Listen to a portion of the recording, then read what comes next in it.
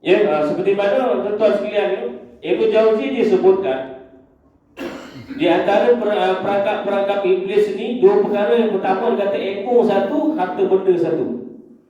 Ya, perangkap iblis ya.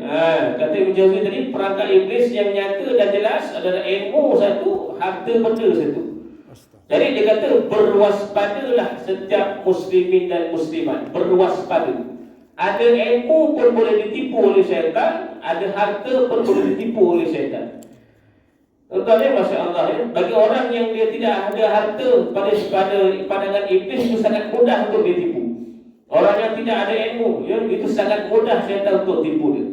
Tetapi bila itu mudah, biasa dia akan bagi yang biasa-biasa saja. Tapi bagi orang yang ada ilmu, Masya Allah, syaitan akan memberikan tumpuan dia yang lebih.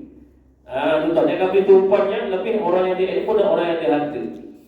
Sebab itu tuan sekalian kasih, kata lihat kata Ibnu Hasan Al-Bishri Al-Qurjani dalam kitabnya, apa dia kata, hamba-hamba yang selamat daripada tipu daripada musuhnya.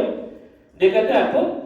Jika seseorang tu berandai, dia mengandaikan seandainya dengan ilmu pengetahuan manusia itu boleh hidup dengan mulia dan bahagia. Dia buat andaian, wah dia kata aku ada ilmu ya, sebab tu boleh hidup mulia, boleh hidup bahagia. Ketahuilah, dia kata, maka orang yang atau makhluk yang paling mulia dan paling bahagia sudah pastinya iblis, dia kata.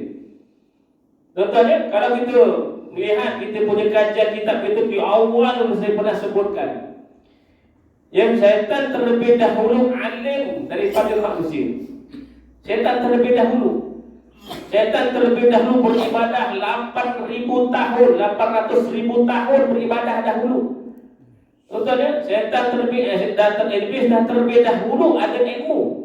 Kalau kita nak katakan dengan ada ilmu itu dia boleh jadi mulia dan boleh bahagia, iblis dah makhluk yang paling utama dan paling bahagia.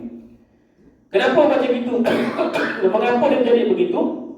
Allah sekalian sekasih, maka dia kata apa ya? Sebab dia telah diberikan ilmu pengetahuan oleh Allah. Contohnya, Allah SWT berikan ilmu pengetahuan pada iblis dan juga syaitan daripada iblis dan contohnya pada asalnya. Yang pertama tentang ma'rifatullah. Contoh jangan main. Allah berikan pada iblis itu tentang ma'rifatullah, tentang apa? Kenal Allah Ta'ala. Kita kalau tak kenal Allah, malu dengan iblis tu. Iblis orang awal-awal kenal Allah Subhanahu Wa Ta'ala. Kita ni paling tidak pun sifat 20 jangan tak kenal lah tuan-tuan. Paling tidak lah kata-kata. Ya, mana sifat yang wajib, sifat yang harus, yang mustahil, paling tidak lah kenal lah Allah itu. Ada 99 nama itu paling tidak lah ya. Asas dan kita beriman kepada Allah Subhanahu Wa Ta'ala. Kerana apa? Allah beri pengetahuan kepada iblis itu tentang Allah Ta'ala ni lebih awal lagi ya. Kemudian yang keduanya, Allah berikan apa? Pemahaman ya, berkaitan dengan apa? Perbendaharaan berkaitan dengan langit dan bumi. Itu kata Imam Turjani tadi itu ya. Allah beri iblis ma'rifatullah, Allah beri iblis pengetahuan berkaitan dengan maklumat langit dan bumi. Allah beritahu dulu ya. Sebab itu tak mustahil iblis ini lebih alim daripada manusia. Tuan-tuan jaga-jaga tetapi tuan-tuan, maka Ibnu Jauzi sebutkan ya, apa kesilapan yang iblis ini buat ya, apa kesilapan yang iblis ini buat hingga Allah tak kasihi dia, Allah murka dia. Padahal makhluk yang kita hebat dia duduk dalam syurga. Kita belum sampai syurga tuan-tuan, tapi iblis dah ada dalam syurga. Tuan-tuan, iblis yang sama, setan yang sama zaman Nabi Adam dengan zaman kita. Bukan setan yang lain, bukan iblis yang lain, iblis yang sama. Ya, zaman Nabi Adam sampai kita ni makhluk yang sama juga. Tuan-tuan ya, maka dia kata apa? Apa kesilapan dia? Ya, tuan-tuan ya, yang kita sudah maklum dah tuan-tuan ya. Bila dia kata apa ya? Ya. Maka Allah tak kasih, dia kata apa? Kerana dalam diri iblis itu ada kalimat apa? Ana khairum minkum ana khairu, aku lebih baik daripada dia. Allah. Aku lebih baik daripada kamu. Bukan tak itu je. Bila dia merasakan diri dia lebih baik, habis rahmat Allah Subhanahu Wa Ta'ala. Itu betapa kata Iblis sebutkan. Kenapa Allah sedangkan kita kata Iblis itu Masya Allah lebih berilmu, lebih alim daripada manusia. Sebab tu dia tahu tuan-tuan, mana nak melemahkan manusia dalam soal ibadah. Dia pandai cari. Sebab Iblis ni terlebih dahulu berpengalaman ibadah. Bagaimana nak menyesatkan manusia bersudut ilmu. Dia tahu sebab dia dah lebih dahulu berilmu daripada kita. Tuan-tuan Terutama yang sebutkan tadi, bila dalam diri Iblis itu ada perkataan aku lebih baik daripada dia jadi Adam, maka Allah murka dia. Keduanya tuan-tuan sekalian, maka yang disebutkan apa? Keduanya apa kesilapan yang dibawa oleh Iblis adalah banyak ilmunya, tetapi sayangnya semua tidak bermanfaat. Banyak ilmu tadi tu tapi tidak bermanfaat. Ini kata kita kata yang pertama tu lah tuan-tuan yang lepas kita dah ulang ini kita sebut sekali lagi. Bila banyak ilmunya tapi tak ada amalnya, inilah sebab Allah murka pada Iblis. Banyak ilmunya Allah berikan tentang ma'rifatullah, tentang Allah semua tahu. Tentang apa segala pembenaran yang ada di langit bumi semua dia tahu. Tetapi sayangnya ilmunya tidak bermanfaat, tak ada guna, tak diamalkan. Jadi dua sebab inilah yang menyebabkan makhluk Iblis itu, maka Allah murka dia. Allah menjauhkan dia daripada rahmat Allah Subhanahu wa taala. Masya-Allah Dan ini disebutkan tuan-tuan di awal-awal kata Ibnu Qayyim masya-Allah disebutkan berkaitan dengan Iblis itu. Sebab itu Iblis punya memang pandai mengajak manusia untuk menarik manusia dengan segala-galanya. Sebab dia terlebih dahulu duduk di dalam syurga, terlebih dahulu dia beriman dengan Allah, terlebih dahulu beribadah, terlebih dahulu dituntut ilmu. Itu masya-Allah banyak tuan-tuan. Tapi itulah dua kesilapan tadi itu Allah murka. Jadi kita mudah-mudahan ada ilmunya, mudah-mudahan tidak mengikut jejak langkah seperti Iblis. Tuan-tuan yang saya kasih, maka ulama-ulama tafsir tuan-tuan bila dia mengatakan berkaitan dengan makhluk nama Iblis itu pada asalnya makhluk yang sangat dihormati oleh para malaikat itu tersedia maklum. Pada awalnya Iblis ini adalah yang sangat dihormati dengan para malaikat, taat kepada Allah sebagainya, ibadah siang dan malam.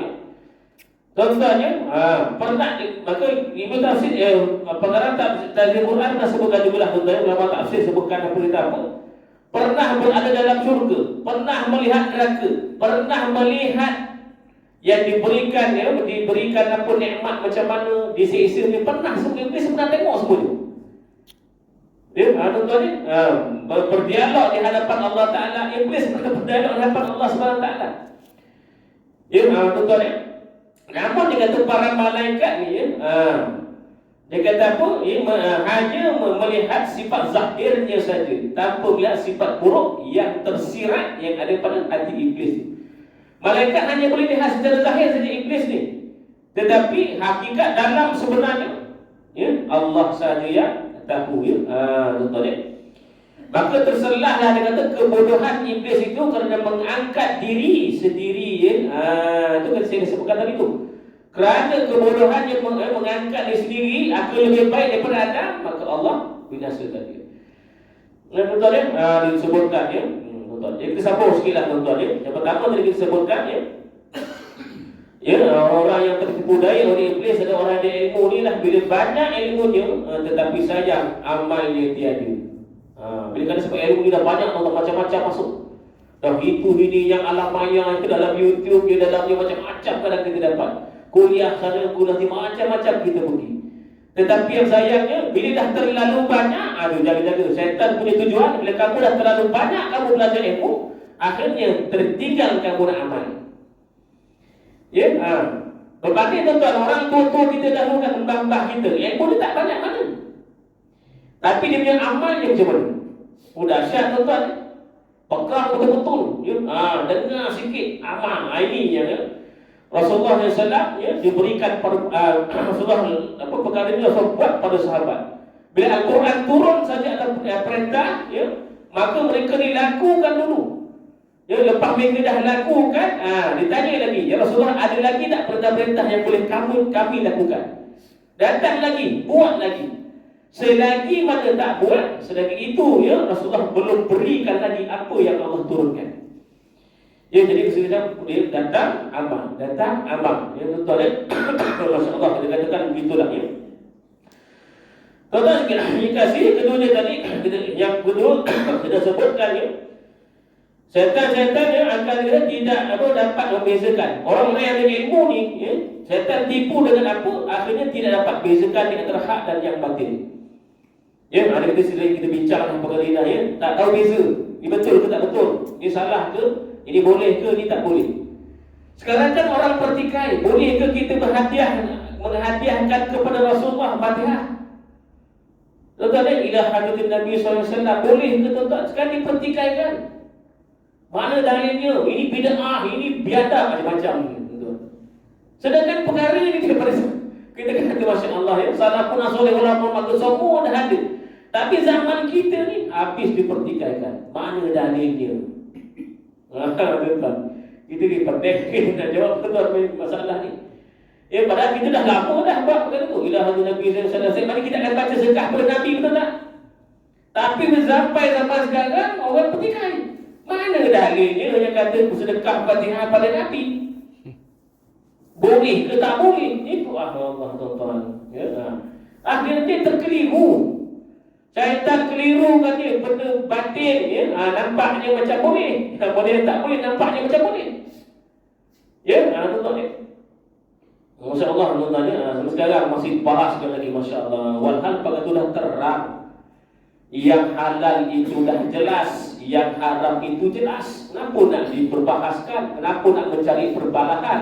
Kenapa nak mencari pergaduhan? Kenapa nak dipanjang-panjangkan lagi? Kalau Allah akan tiba-tiba, mana ada dalil, orang terus tinggalkan. Padahal kita dah beramal lama dah, daripada dulu lagi. Tiba-tiba nak dibatalkan.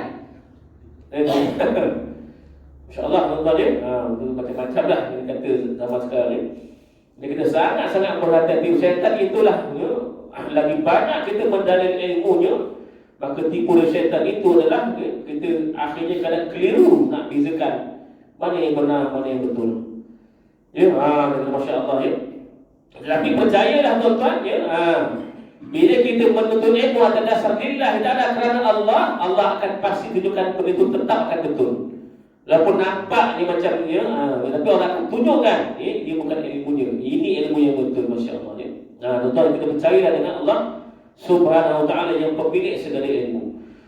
Yang ketiga ni tuan-tuan, ni baru kita masuk ke ketiga ni ya. Sambung yang lepas ya. Tuan-tuan. Yang ketiganya kata Ibnu Jauzi ya, disebutkan yang tipu daya syaitan itu ya, adalah yang kita apa? Bila banyak yang menuntut ilmu, orang-orang yang menuntut ilmu ni ya, semakin banyak dia menuntut ilmu. Apa tujuan syaitan adalah untuk menjauhkan diri daripada Allah Subhanahu wa ta'ala. Banyak untuk ilmunya, tapi syaitan nak cuba bawa untuk tujuan nak jauhkan diri daripada Allah Subhanahu wa ta'ala. Tuan-tuan sekalian, maka disebutkan, jadi sebutkan ya, semakin banyak ilmu seseorang, tetapi tidak semakin baik akhlaknya. Ini jaga-jaga seperti ini disebutkan. Banyak ilmunya, tapi akhlaknya tak baik lagi. Semakin tinggi pengetahuan seseorang ya, tetapi dia semakin akhlaknya semakin teruk ya, maka kita ketahuilah sebenarnya dia dah semakin jauh daripada Allah Subhanahu wa ta'ala. Banyak ilmu, belajar dan sebagainya, tetapi ilmu itu tak berjaya membentuk akhlaknya. Tak berjaya melentur lidahnya tu. Masih dalam cakap yang kasar lagi, masih maki hamun lagi. Sekarang maki hamun guna tangan, tuan-tuan, tak guna mulut, guna lidah. Maki hamun guna tangan sekarang dalam mulut.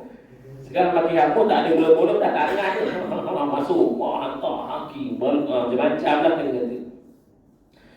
Tuan-tuan, maka ini disebutkan tadi ya, kalau dia banyak ilmunya tapi masih belum bentuk lagi akhlaknya, lidahnya, tangannya masih belum lagi, maka dia sebenarnya jauh daripada Allah Ta'ala. Makin jauh, bukan makin dekat. Ya, apa Nabi sabda dalam hadisnya? Man azdadu ilman wa lam yazdadu huda lam yazid wa lam yazidu min Allah illa al-bu'da. Maka Nabi sebutkan sesiapa yang bertambah ilmunya sedangkan amalnya, akhlaknya tidak bertambah. Macam gitu je lah ya. Maka ia hanya bertambah jauhnya dari rahmat Allah Subhanahu wa taala. Ini tujuan setan ni. Tujuan iblis ni tuan-tuan ni. Banyak ilmunya, tapi tujuannya supaya makin jauh daripada rahmat Allah, makin jauh daripada kasih sayang Allah Subhanahu wa taala. Tuan-tuan ni, dia ni kuncinya apa tuan-tuan ni? Kunci ilmu ni, kalau kita baca karangan-karangan ni, Syekh Qadir Jilani sebagainya, kita boleh baca karangan beliau banyak menyebutkan kunci ilmu ni tuan-tuan, masya-Allah ya. Dia kata kita ni banyak ilmu ya, tapi kita kena ikat dia dengan adab. Banyak ulama kita sebut gitu. Ya, ilmu kita banyak, kita kaya dengan ilmu ya, kaya dengan amal. Tapi kita jangan lupa kita kena ikat dia dengan adab. Kalau kita tak ada adab, kita banyak ilmu, banyak amal, adab tak ada, lawak yang kata orang memang tak ada ilmu, tak ada adab. Yang adab ni kata Syekh Qadir Jailani adalah benda yang sangat penting untuk mengikat ilmu. Ya, bila kita ada adab tu. Ya. Kalau tak ada adab, Allah Akbar. Banyak mana ilmu tinggi melangit sekalipun, bila tak ada adab, maka tidak ada nilai lah ilmu yang dia pelajari itu. Ya, tu adab sangat-sangat penting ya. Sebab itu orang-orang dulu, ulama dulu memang sangat pentingkan, tekankan adab ya dalam kita menuntut ilmu. Tuan-tuan ni masya-Allah ya. Dia memang sangat-sangat ditekan-tekankan lah ya. Sebab penting ya. Bila kata ya, seorang tok guru itu sebagai menyampaikan kalau anak murid tidak ada adab, pastilah apa nilai ilmunya. Ya, tak ada apa nilainya. Dia tak ada apalah yang dia akan dapat ya. Jadi ilmunya akan hilang begitu saja ya. Dia tanda ilmu kita ni dapat tuan-tuan mengesak dalam jiwa ni, kita boleh ingat bila yang diajar tu kita boleh ingat.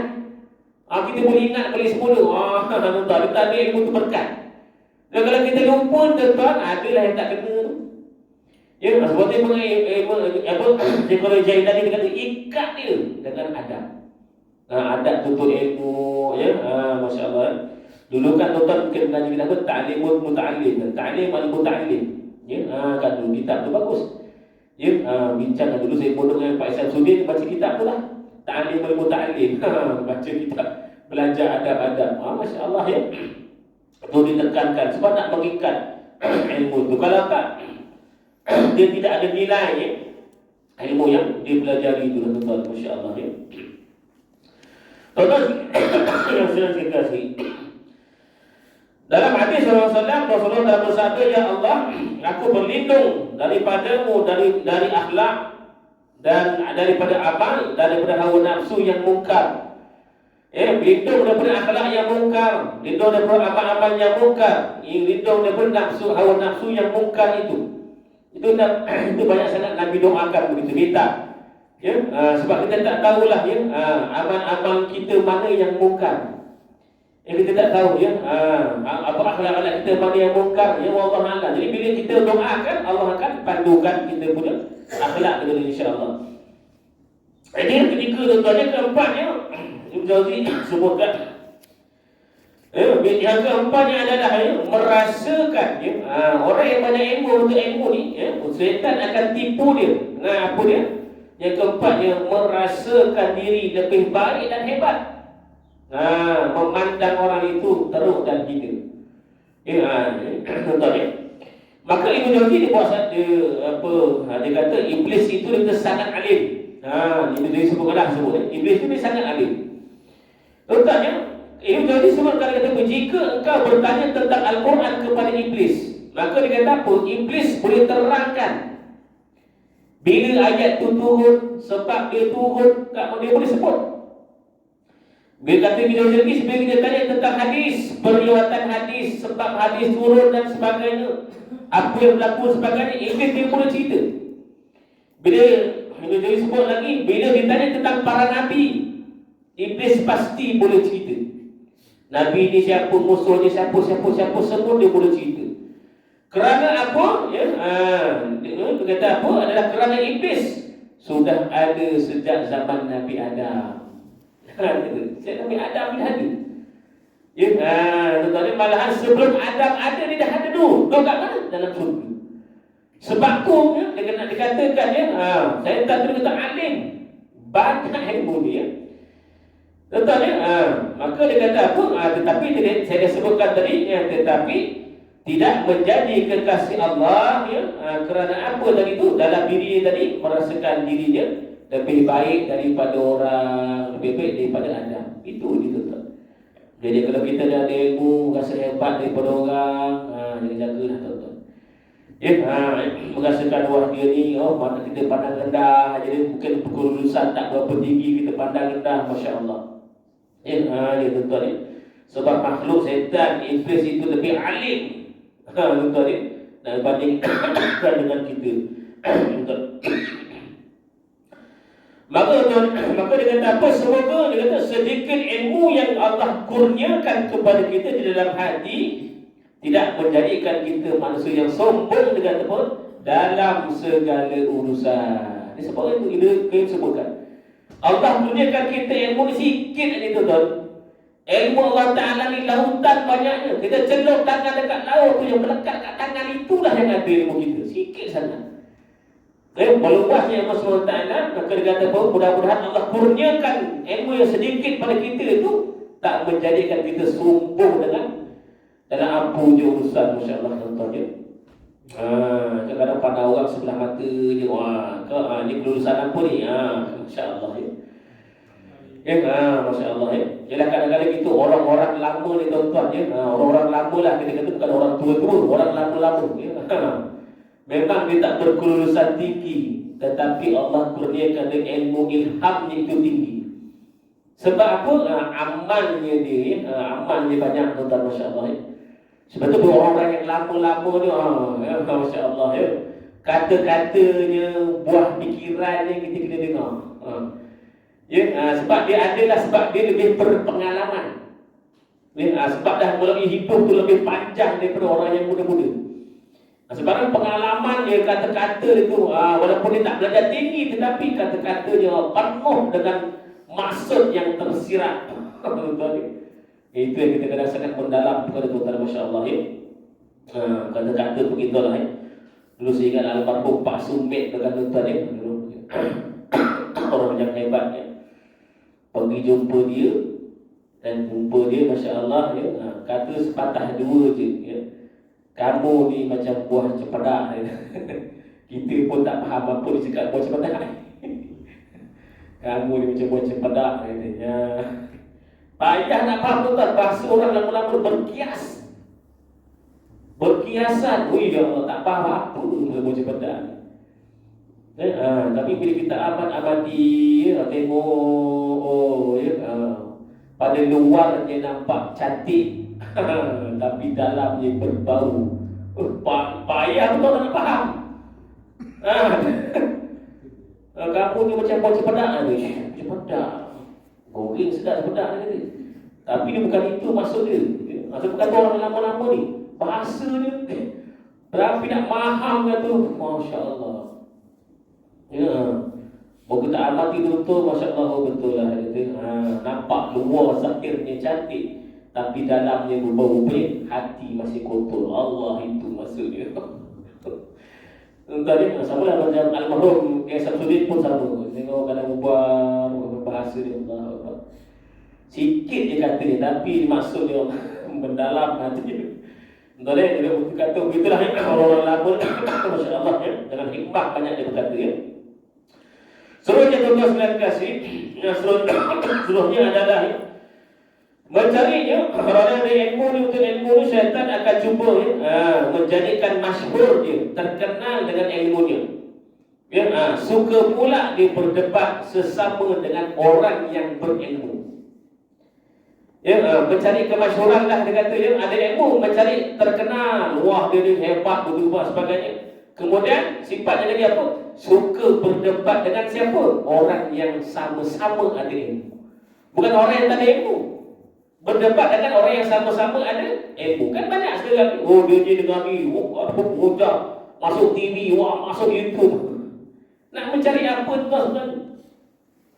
Kalau berhujah untuk mencari kebenarannya dengan hujah-hujah, dengan tidak kita katakan meremeh-remehkan pihak lawan, tak ada masalah. Ni kadang boleh mencari hujah, menjatuhkan pihak lawan. Wah ini kau tugi tak betul sebagainya. Ya, betul ni. Akhirnya begitu wah, akhirnya dia menang, akan dapat kemasyhuran. Orang kata wah dia ni hebat, wah ilmunya lain macam. Betul ni. Bukan berdebat sesama orang yang tak ada ilmu. Jadi sekarang ni banyak berdebat dengan orang yang ada ilmu. Akhirnya yang pening siapa? Masyarakat. Tengok dia ni betul, tengok yang ni pun betul juga. Ni mana satu ni? Tadi kita masyarakat yang pening macam mana? Betul ke tak betul ni? Ya, didebatkan, dibahas sekali. Tuan-tuan sekalian kasih, maka Nabi SAW dalam hadis yang disebutkan, barang siapa yang mempelajari suatu ilmu agama yang seharusnya diharapkan redha Allah, tetapi ia mempelajarinya hanya untuk mencari harta dunia dan kemasyhuran, maka dia tidak akan dapat wangian syurga di yaumul qiyamah nanti. Belajar agama sebab nak mencari kemasyhuran, sebab nak mengejarkan dunia, tunggulah. Baru syurga pun tak dapat. Tuan-tuan, maka tuan-tuan, kata Ka'ab bin Malik riwayat daripada Rasulullah SAW, Nabi telah bersabda, hadis yang lain disebutkan apa? Aku mendengar Rasulullah SAW telah bersabda, siapa yang betul ilmu agama untuk ada 3 perkara. Dalam hadis Nabi sebut 3 golongan manusia yang belajar agama ni. Belajar ilmu agama. Pertama, dia kata apa? Siapa untuk ilmu agama untuk menyaingi para ulama. Ini yang suka berdebat ni. Ya, sesama dia lah, sesama ustaz, semua doktor ke, semua syekh-syekh berdebat. Kan. Ya, tuan-tuan ni. Nak menyayangi, pantang ada jumpa. Ya, tuan-tuan. Masyarakat sekarang saya waktu itu, memang ada orang yang macam ini tu. Memang ada sifat-sifat ni. Datang bertanya tu bagus. Kita bertanyalah. Tapi kadang tanyanya bukan nak tahu, saja nak mengenal. Kalau tak boleh jawab, wah, apa ustaz ini tak boleh jawab. Padahal dia tahu jawapan itu sahaja. Ada tuan-tuan. Bukan tak ada kalau tidak orang macam ini. Memang ada. Ya? Padahal dia tahu lah. Ya? Kalau tanya untuk mencari pencerahan, tak ada masalah. Tapi tanya untuk orang tanya memang nak mengenakan, nak memalukan. Ya, tuan-tuan. Ya? Kemudian yang keduanya adalah bila orang yang belajar ilmu agama ni untuk tujuannya untuk berbahas, berjidal, berdebat. Ya, sesama mereka. Berdebat. Siapa yang paling hebat? Siapa yang banyak ilmunya? Macam dah berdebat. Dan yang ketiganya supaya dengan ilmu tersebut menjadi masyhur ataupun orang ramai tertumpu menjadi kepadanya ataupun masyhurlah, mendapat kemasyhuran. Ya, orang kenal dia, wah hebat begitu gini dan sebagainya. Maka apa Nabi sebutkan, ya, masuklah dia ke dalam neraka. Daripada Ibn At-Tirmidzi dan Ibnu Majah. Allahu Akbar. Tuan-tuan ya, dia kata ya, ini bukan satu perkara yang senang. Jadi tuan-tuan ya, kita yang ada ilmu agama ni mudah-mudahanlah tuan tak terlibatlah dengan perkara-perkara ni. Ya, taklah sibuk kita nak berdebat dengan orang, nak berbahas tentang begitu-begitu gini dan sebagainya. Ya, ataupun kita saja nak mencari kemasyhuran dan sebagainya. Ya, masya-Allah ya. Maka kata apa ya? Berbahas dan berbincang dengan para ulama adalah perkara yang dibenarkan. Betul. Nak bincang, nak apa buat tak ada masalah. Itu dibenarkan. Tetapi tujuannya kata apa? Nak mencari kebenaran dan redha Allah SWT. Ya. Bincang, berdebat untuk cari kebenaran tak ada masalah.